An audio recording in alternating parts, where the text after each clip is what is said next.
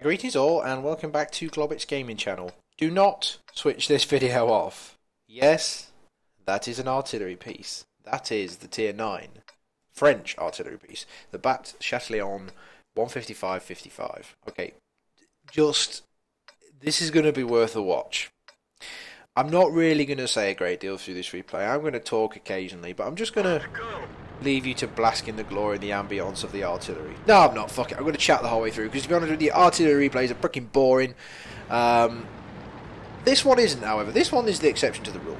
Okay, now, some special things happen during this game. Classic lemming train action. Our entire team, basically, let's just speed it up slightly, goes to the forest. Now, not a great deal happens in the forest. Asdim, basically, he's from my clan. Alright, this is Asdim. Alright, he's a very good player. He's one of my guys that I will quite happily take into strongholds, and also I think he came with us in the Fun Cup, I'm not 100% sure.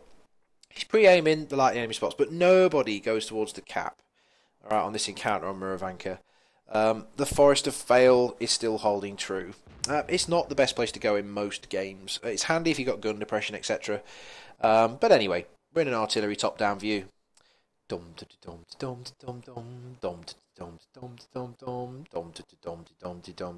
Cue elevator music. Nah, I'm joking, guys. I know I rip the piss out of artillery a lot, and I know you guys know my opinion on artillery. Can we get a shot on the 120? Nah.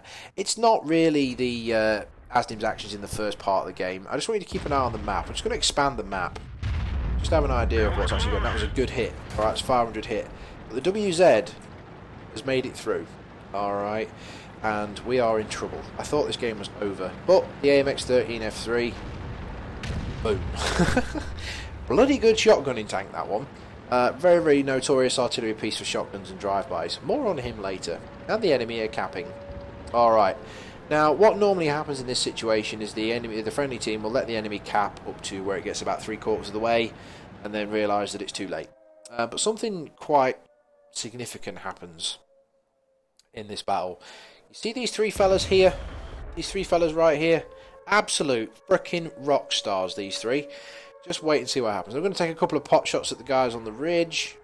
Alright, unfortunately, oh, he goes dark. I don't think that hit, but it might have done some splash damage. Cap counter is going up now, though. They've got 2 players in there. They're only a minute from capping. Oh. Now they've got 3. Now we've got problems. 45 seconds. Alright, Asdim's pinning the map. We need to go, guys. We need to go. Now then, these 2 guys that I mentioned earlier, I said there were 3 of them. I think one of them's just died. But the IS-3 and the Object, absolute freaking rock stars. What most people would do in this situation is just spend more time writing in chat of how shit the team was without actually trying to do something about it. So when it gets to around about 20 seconds, these guys decide to go. Alright, and they go for it in a spectacular way. Alright, just gonna... Just watch. You see them coming into the thing, they give 0 fucks, okay? They know that they're going to die, but they do it anyway. And look at what they do. They come careering over the thing and put shots into stuff, sacrificing their vehicles, giving the artillery a chance to actually do something about it. Reduce the cap circle down to 25. Absolute rock stars. Alright, but unfortunately they pay the price for it. But it gives ourselves chance. Alright, it gives us a chance. We've reset the cap. Okay, Bert's firing from B1 there. Alright, and it gives us a chance to get some hits in. Alright, we've reduced the cap circle count down to 15 now. We nearly lost. Alright, so big kudos to those guys. And Asdim, in his replay email, he basically says, yeah. But the thing is, the IS-3 kind of loses his shit with the tortoise here. Now, you did the right thing, dude. You know, not everybody can... you know, get Radley Waters every game. You made the difference in this game, alright? And that's my honest personal opinion. Asdim now, the Bert is putting shots in, and Asdim's just picking his targets. He wants to shoot the guy that hasn't been hit, because he should have all the cap points. Unfortunately, artillery being artillery, alright, manages to miss. But he keeps pinging in chat, this is how long I've got to reload. It gives the team chance to do its thing. The FV takes out the AC-48, or 46, sorry, which means we can... 1 less person in the cap circle. Oh, can we get that Conqueror there? Very, very juicy. Very, very juicy. Just wait for the aim. Wait for the reload. Oh, Bert manages to hit him. So let's shoot something else. Or do we, let's go for the Conqueror. Boom! That hit his engine deck, guys. British engine decks are notoriously thin, along with American engine decks. Alright. However, we still need to shoot some things. Alright, staff swagging. Oh, there we go. Somebody's hit the the Super Pershing. Alright, the little 132's coming in now. He's going to start doing randomness. Alright, and we're trying to take out this IS-3 if he can. Yeah, if he's using, yeah, he's using the 100mm gun. Managed to set the guy on fire. And bang! Nice big hit into the to the Super Pershing. Alright, the little 132's having a rockstar game now. He's in the ball. Now, how cool was that? Now, we all watched that from top-down view. I'd love to have been in the IS-3's, from the IS-3's perspective. But it ain't over yet. We've managed to clear out the cap circle. Now, what basically happens now is quite surreal. Asdim even puts it in his email. This game really blew his mind. He had no idea what was going on in this game. It's at this stage that stuff starts to go wrong. We're 10-7 up. This is where the enemy team put their man pants on. But what I did like to see is, good job Arty, alright, in the chat. They're actually thanking the artillery for doing their jobs, alright, which is very rare. Asdim decided to move towards out to the open field. This is kind of a bad idea in my opinion. I think his initial intention was to go to Bravo 2. But these Yag Tigers are basically going to take apart the rest of our team, which is kind of annoying. We could have done with stopping there and maybe aiming a little bit sooner, but never mind. You know, who am I? You know, I play Bert. Bert's not artillery. He's just his own tank. He does his own thing, Bert. I've also got Snafu as well, which I haven't been playing very much. I've been focusing on more strongholdsy stuff. Ooh, but that Yag Tiger's taking a pounding. Unfortunately, the Yag Tiger's now going to take a pot shot at VK, right, and reduce him to bingo health. He's on 700 health. He won't be on that for much longer. And we're having massive trouble here. He takes a big hit. I think he took a big hit from the GW Tiger there, the VK. Or maybe even the M12. I don't think the M12 can do 700 damage. But the Super Pershing is trying his best to keep these guys spotted. The T-28 prototype's coming as well. But we're not ideally suited for this engagement, really. It's 3-on-3, really, if you minus artillery. T-28 prototype dies, which is problems for us. The Super Pershing might get a shot into the Yag Tiger. We managed to hit him for 400, which is brilliant. That's going to be wrecking modules, remember, guys. He's firing HE. It would have been at this stage of the game I'd have loaded the premium HE, personally, as well. But, you know, 6 and 2 3s. Unfortunately, GW Tiger takes out the Super Pershing. So the artillery is alone. Now, this is the reason I'm showing you the replay. This is where the replay gets interesting.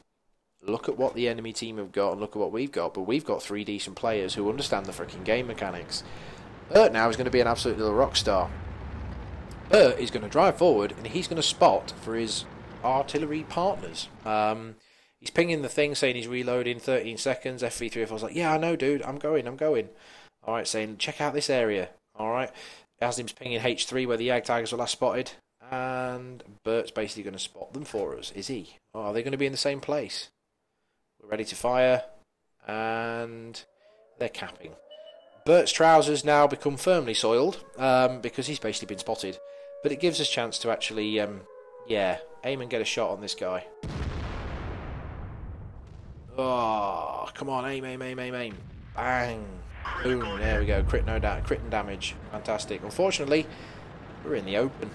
This is going to be problems for us. We need to get back, because these Yag Tigers are going to come gunning for us. 2 against 4. Not good odds. Let's make it like a bat. Fly away, little French artillery. Fly away. He had a good turn of speed on the old Batchat 55. It can do, I think it was around 48 kph on the flat, which is really, really good for artillery. Unfortunately, we are out in the open. Now, what would you do in this position as the enemy? What I would do is I would sit in the cap circle. I've no idea why the Yag Tigers don't. They should be capping by now. But I think they've said no cap kill all. Yeah, the usual thing, no cap kill all. These are 2 dangerous shotgun artillery played by really 2 good players. 2 really good players. And unfortunately, Swagstar in the WZ132 doesn't think there's any hope. There's always hope. There's always hope. Okay, so speed up the replay very slightly. Now they've started to cap. Okay. What we're going to do now then is work our way around. Now we need to work as a pair. We need to work as a team. We're searching out the cap circle. And we're just taking pot shots. Alright, we're just taking pot shots. Just to see if they're likely camping locations or likely places where they're going to sit. We can't hang around doing that for very long though, because there are 2 in the cap circle, which is problems for us. So we need to push forward. Now what he says to the 1375 is, or 13 F3, sorry, get ready to shoot. Sit in K6 and get ready to shoot. But the 13 F3's got more important things to do. He's basically shotgunning artillery. How cool is that? Okay, now he's fired. So what Asdim's going to do now, he's going to take a little bit of a brief look at the cap circle. Turn in the turret. Oh, there's an M12. Right click aim.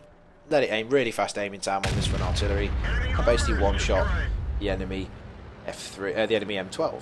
Okay, so driving to the cap circle. I didn't like this play. I would have gone back the way I came personally, but you know, hindsight being 2020.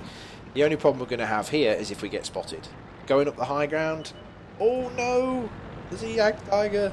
We're nearly reloaded. Down. Aim. Asdim. Aim. Try not to get shot. Aim for the gap. Fire! Oh, we didn't kill him. Oh, time to carry F3. Time to carry, bro. Time to get your carrying pants on.